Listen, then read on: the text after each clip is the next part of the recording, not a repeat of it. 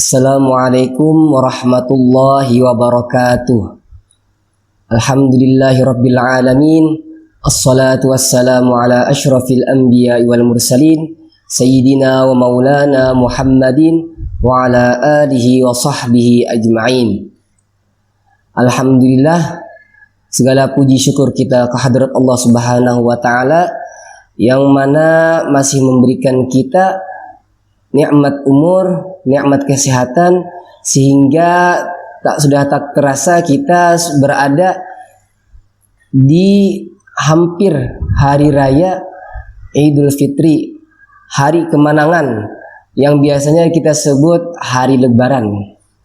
Salawat serta salam semoga selalu tercurahkan kepada junjungan kita Nabi besar Muhammad sallallahu alaihi wasallam beserta keluarga beliau, sahabat beliau, serta pengikut beliau hingga akhir zaman.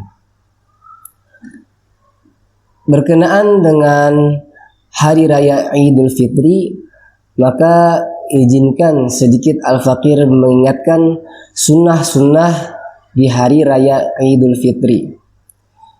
Sunnah hari raya Idul Fitri yang pertama yaitu menghidupkan malam hari raya dengan beribadah kepada Allah dan memperbanyak doa. Untuk menghidupkan malam hari raya ini bisa kita dengan memperbanyak sholat, baik itu sholat tahajud atau sholat yang lainnya, atau itu mau membaca sholawat atau zikir dan lain-lainnya.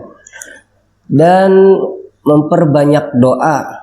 Kenapa memperbanyak doa? Karena di dalam kitab karangan Imam Syafi'i itu disampaikan bahwa ada 5 malam yang mana di malam tersebut doa sangat diijabah oleh Allah Subhanahu wa taala. Yang pertama yaitu malam Jumat, yang kedua malam awal Rajab, yang ketiga malam nisfu Sya'ban, yang keempat malam hari raya Idul Fitri, yang kelima malam hari raya Idul Adha. Nah, maka dari itu kita sudah seharusnya memperbanyak doa. Semoga doa-doa kita dikabulkan oleh Allah Subhanahu wa taala. Menonton Al-Hamid Channel yang dirahmati Allah Subhanahu wa taala, sunnah hari raya Idul Fitri yang kedua yaitu memperbanyak takbir. Nah, untuk takbir ini ada 2, yaitu takbir muqayyad dan takbir mursal. Takbir muqayyad ini yaitu takbir yang ketika kita membacanya setelah selesai sholat fardu. Biasanya dibaca oleh imam dan diiringi oleh jamaah yang lain. Dan takbir mursal yaitu takbir yang tidak ada khusus waktunya. Jadi terserah mau sambil jalan atau sambil mengerjakan apa diperbolehkan. Sebagaimana Rasulullah pun dalam riwayat beliau ke masjid hendak menunaikan sholat Idul Fitri itu beliau sambil membaca takbir di saat jalan sampai ke masjid. Ketika sholat hendak dilaksanakan baru beliau berhenti membaca takbir. Sunnah hari raya Idul Fitri yang ketiga yaitu mandi di hari raya Idul Fitri. Nah, untuk mandi ini ada lafaznya yaitu nawaitu ghusla mi yaumil Idul Fitri sunnatan lillahi ta'ala. Dalam hati kita umumkan, sengajaku mandi di hari raya Idul Fitri sunnat karena Allah Ta'ala.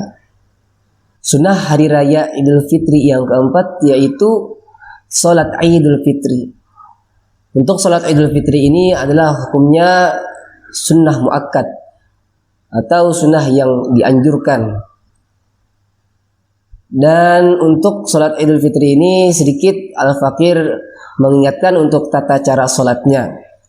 Yang pertama tentang lafaznya yaitu usolli sunnata Idul Fitri rak'ataini ma'muman lillahi ta'ala.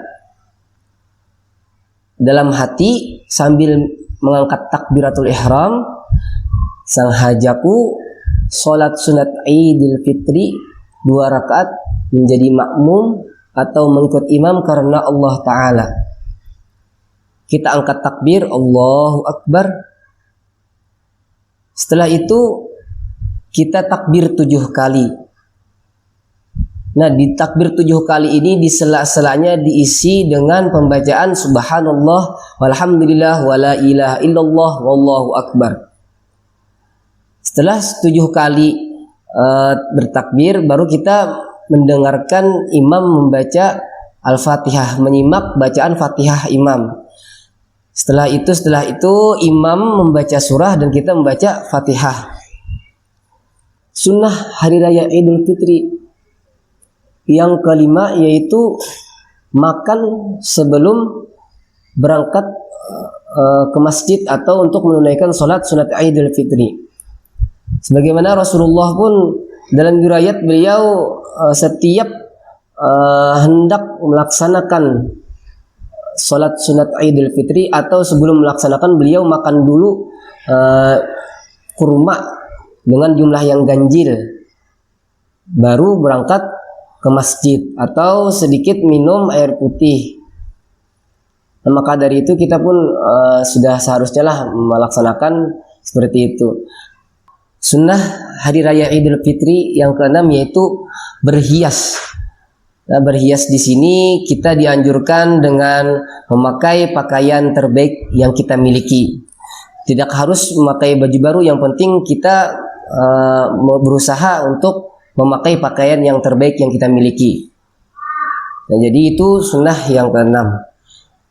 Yang terakhir yaitu sunnah hari raya Idul Fitri yang terakhir, yang ketujuh, yaitu mengucapkan kalimat tahniyah atau kalimat selamat hari raya Idul Fitri kepada muslim yang lainnya. Sebagaimana yang sudah kita laksanakan setiap tahunnya, setiap selesai sholat sunat Idul Fitri biasanya kita silaturahmi atau mendatangi kawan-kawan kita untuk mengucapkan selamat hari raya dan mohon maaf lahir dan batin. Nah, mungkin itu sedikit sunnah-sunnah hari raya Idul Fitri yang bisa Al-Fakir sampaikan, yang bisa Al-Fakir ingatkan. Jika ada salah mohon dimaafkan, dan Al-Fakir pun mengucapkan selamat hari raya Idul Fitri, mohon maaf lahir dan batin. Al-Fakir akhiri, Assalamualaikum warahmatullahi wabarakatuh.